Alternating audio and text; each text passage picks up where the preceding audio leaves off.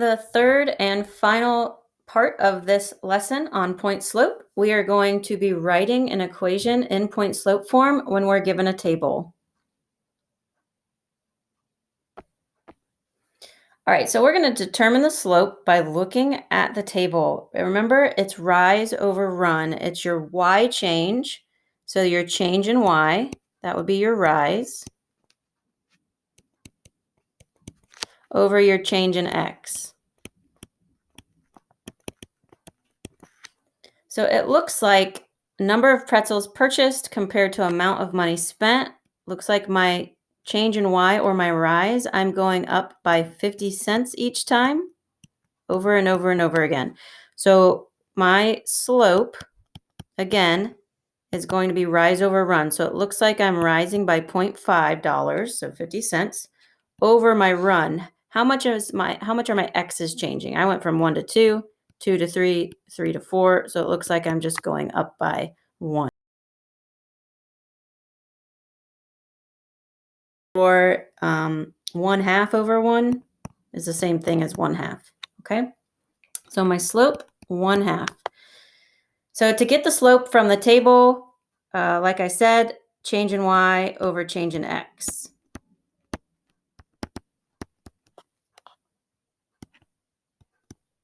I'm running out of room.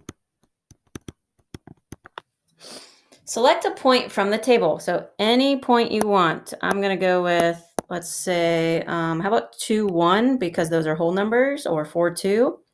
I'm going to select that one so I don't have to worry about decimals. So the ordered pair I'm going to go with is 2, 1. When you buy 2 pretzels, it's $1. So now I'm going to create the equation. All I need for point slope form is the point, got it, and the slope, also have it. So y minus my y coordinate of my point. Well, my point is 2, 1. So my y coordinate is 1. Remember, you do the opposite. So minus 1 equals my slope times x minus my x coordinate. See, my x coordinate is 2, so minus 2. Notice it's also the opposite. You see a -2 when your ordered pair, when your x coordinate is positive 2. Okay, so second one out of the 3 we're practicing with. Go ahead and pause if you'd like to. Try it on your own, then play when you're ready to go. So first step, determine the slope. So it looks like my change in y, -4, -4, -4. So my slope, rise over run, looks like I'm going down 4 is my rise, which is also my drop. And then my x coordinate, looks like we're changing by +1, +1, +1. So just a 1. So it looks like my slope is -4 over 1, or just -4. Pick an ordered pair. I'm going to pick one that is easiest to me. So let's go with, how about 1, 6? So my ordered pair I chose is 1, 6. Now we have enough information.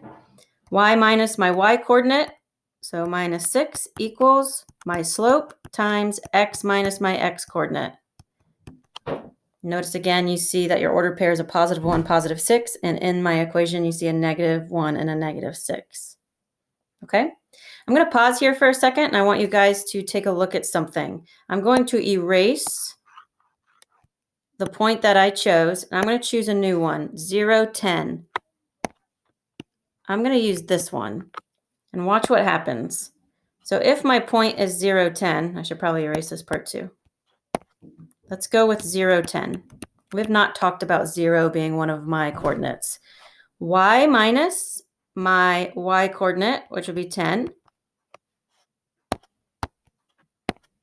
equals, my slope is still -4, x minus my x coordinate, 0.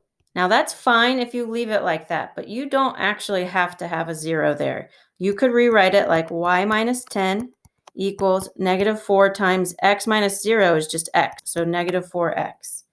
Both of those forms are equivalent to each other. They mean the same thing, but just wanted to show you what happens if you have a 0 as one of your coordinates. You don't have to actually keep it in there. All right, last one. Everybody pause it, try it on your own, then press play when you're ready. Okay, determine the slope. Change in y. Looks like I'm going up by 1.5 or $1.50. number of ride tickets versus the amount of money spent. 9 plus 150 is 1050. 1050 plus 150 is 12. So it looks like my slope, 1.5 over number of tickets, 2 to 4 plus 2 plus 2 plus 2.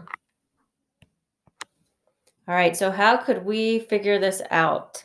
So if I go up by $1.50 for every 2 tickets, cut that in half, and that's like going up by 75 cents every ticket. And you could plug this into your calculator. You could do 1.5 over 2.